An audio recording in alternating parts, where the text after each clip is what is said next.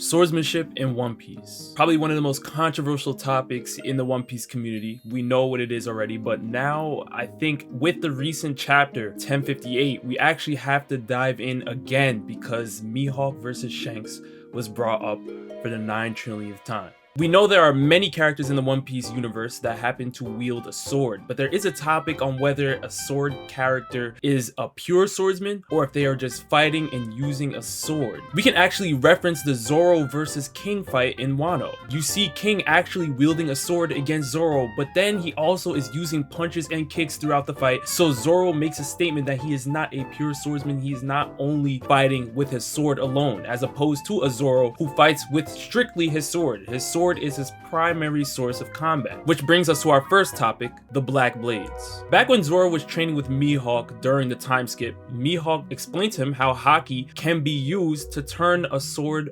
black. But this was obviously in reference to the armament haki that we see happen to also users that do not use a sword. We know that armament haki is shown and displayed by blackening any part of your body if you are using this technique. You can obviously infuse your haki into your sword, which happens to make your blade black, but it's only temporary. However, there are such swords in the One Piece world that happen to be permanently black. Mihawk happens to wield one of the best of them in Yoru. CBR recently made an article talking about how black blades are made in the One Piece world, and obviously there are a lot of theories surrounding this topic, but I actually want to pull an excerpt from this article. Using armament haki does turn Zoro's blades black, but unlike Yoru, they do not stay this way. Fans have speculated that when a swordsman uses armament haki enough, their blades will be permanently turned black, but this theory has some issues. If the requirement of using armament haki enough times was true, then King of the Pirates Gold D. Roger, who carried a cutlass, should have possessed a black blade, but he did not. Which is a very key point here, because we know that Mihawk is revered as the world's greatest swordsman, the world's strongest swordsman. But if we are to use the fact that a top tier haki user with a sword should be able to make their blade permanently black alone, then how did the Gold D. Roger, the very same King of the Pirates, one of the greatest haki users of all time in the One Piece verse, who happens to be a swordsman, not have a black blade? You could clearly see that there are some inconsistencies. Unless you believe that Mihawk is on the level of a Gold D. Roger, then we have questions. We do know that the supreme grade swords in One Piece have their own wills, and if you're a top tier swordsman and you're able to override the will of your sword, maybe that's what makes it permanently black. We have no idea. We have multiple examples of this, but the most notable example is Zoro struggling to control Enma, which happens to be Odin's sword. We know Odin was one of the greatest haki users and one of the greatest swordsmen in the One Piece world. His sword was not permanently black, but he was able to control Enma. But if we go off of the use of armament haki alone, then it completely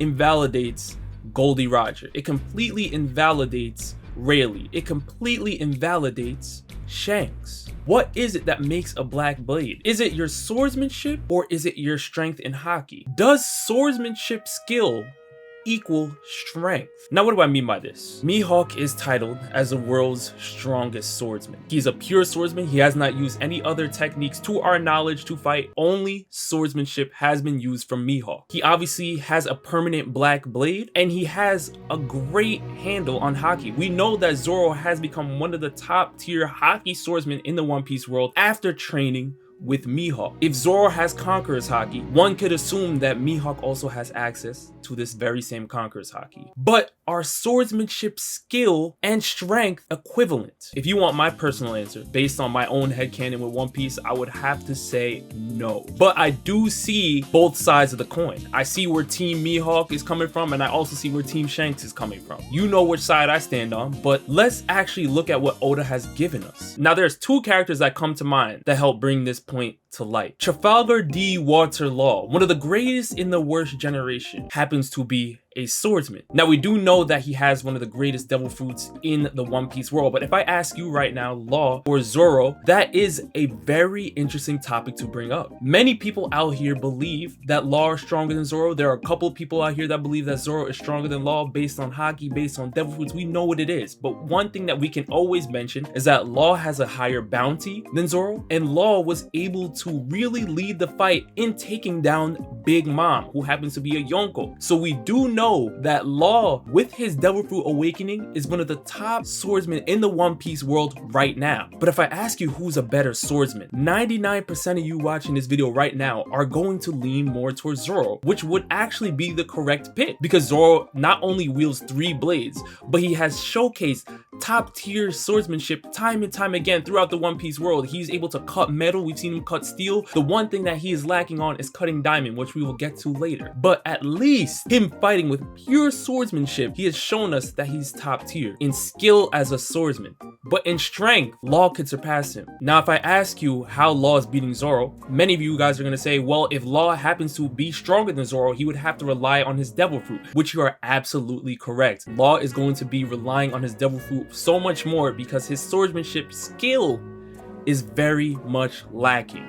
But does that mean that Law is not a strong swordsman? Well, this is the inconsistencies that I want to bring up. Because if you can be a strong swordsman based off your Devil Fruit power, like a Fujitora from the Marines, then what is the answer on the flip side? We know there are 2 power systems in the One Piece world. You have the Devil Fruit power system, but you also have the Haki power system. If you can be a top tier swordsman with Devil Fruit powers that can actually override a character that has better swordsmanship skill than you, why can't the same be used with Haki? Now, this is where I believe we start to talk about the Rogers of the world and the Shanks of the world and the Rayleighs of the world, who happen to be some of the greatest swordsmen in the One Piece world. But when Roger was roaming the seas, he was never revered as the world's greatest swordsman. Neither is Shanks now, because that title belongs to Mihawk. What about the topic of Odin, who was able to scar a Kaido? Kaido has Odin in his top 5. He also has Shanks in his top 5. He also has Roger in his top 5. These are 3 of some of the greatest swordsmen to ever walk the earth in One Piece. But Mihawk holds a title over all of them, except for Roger, because Roger's era was before Mihawk. This is what I'm referring to. Devil Fruits, Haki, swordsmanship. There's a possibility that there's a difference between the 3. Many people may lean towards swordsmanship and Haki being hand in hand. But if that is the case, if your level of swordsmanship also must equate your level of Haki, then the greatest Haki users in the One Piece world who wield swords must have black blades. Unless Mihawk is stronger than a Roger, there has to be a difference between power and skill. Another measure of strength and or notoriety in the One Piece world happens to be bounties. We do know that the Cross Guild was recently founded within the One Piece world by the likes of a crocodile alongside Buggy and Mihawk, and with this, they were all given bounties. Because the main goal of the Cross Guild is to hunt the Marines, putting bounties on the Marines. This puts them in conjunction with the Revolutionary Army to be one of the most dangerous threats to the Marines to date. So of course, their bounties are going to be sky high. Mihawk's bounty was around 3.5 billion berries, which is insane. Obviously, it's over Luffy's. We know that Mihawk is a Yonko level character now. However, that wasn't the only thing that was stated in this moment. The Marines have also stated that Hawkeye Mihawk has even greater sword skills than the red-haired emperor, which obviously is in reference to Shanks. But what's interesting here is that Mihawk's bounty is actually lower than Shanks. Now, I know many of you may say, well, Shanks has a crew. He has Ben Beckman, he has Usopp, he has Lucky Roux, he has a bunch of territories, he's an emperor, and Mihawk has been traveling solo. And prior to this announcement, I'll be in 100% agreement with that statement. However, we have to understand at what point the bounty was issued. Mihawk wasn't issued a bounty when he was riding solo. He is now been issued a bounty because he is part of a criminal organization in the government's eyes. Mihawk no longer is moving solo. Mihawk is now an accomplice in this entire Cross Guild operation. Now Mihawk is a part of whatever Emperor Buggy has to his name. That means Buggy's territories, that means Buggy's clout, his influence. Mihawk now has access to that. His crewmates, Mihawk now has access to that in the Marines' eyes, which is going to help fluff up his bounty, which is just gonna bring us to Mihawk versus Shanks. Earlier we spoke about how Zoro was able to cut steel, able to cut metal, but diamond is that last tier of strength. We know that in the Marineford War there happened to be a character by the name of Diamond Jozu who has the devil fruit power to turn his body into diamond. Mihawk, once he noticed that Whitebeard was at Marineford, he wanted to test the gap between their powers and sent an attack towards Whitebeard, which happened to be stopped by a Diamond Jozu. Does this mean that Mihawk cannot cut diamonds? We don't know. We don't know, but the theory that Mihawk was not going all out with that attack, I have some problems with that. Because if Mihawk wants to test the distance between him and Whitebeard's power, why would he send an attack to Whitebeard that is not of full strength? Does that mean that Mihawk is looking down on Whitebeard? To me, that doesn't make sense. Based on what Mihawk is saying, there's no way that he would be looking down on Whitebeard while trying to test his strength between him and Whitebeard. It just doesn't make sense whatsoever. But maybe in order for Mihawk to actually cut a Diamond Jozu, he would need more than just the sword skills. He would need to add haki on top of that, which goes back to swordsmanship, devil fruits, haki.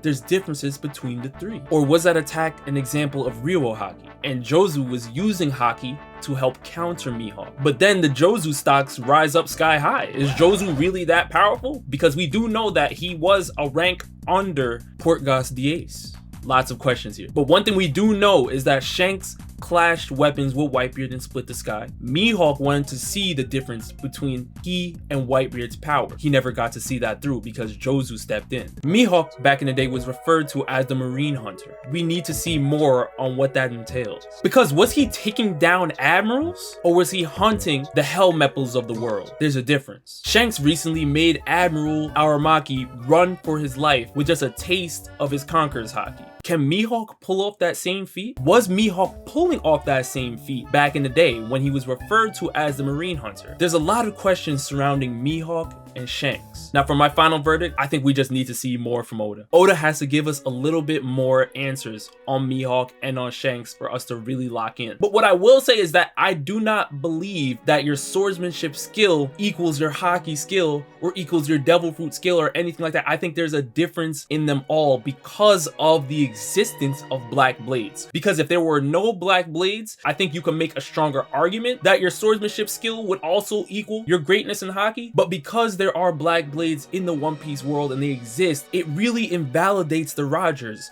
It invalidates the Odins and the Rayleighs and the Shanks, and I don't think that Mihawk was boxing with Roger level opponents in his prime. I don't see that happening. Now, whether you are Team Mihawk or Team Shanks, I think at the end of the day, we just have to see more. But you guys let me know down in the comment section below, who are you taking? Are you taking Mihawk? Are you taking Shanks? Do you think that Mihawk is Roger level? Because we have to remember, Roger is a swordsman, and also Rocks happen to be a swordsman. There's more we have to find out, clearly. But with that, I'll see you guys next time.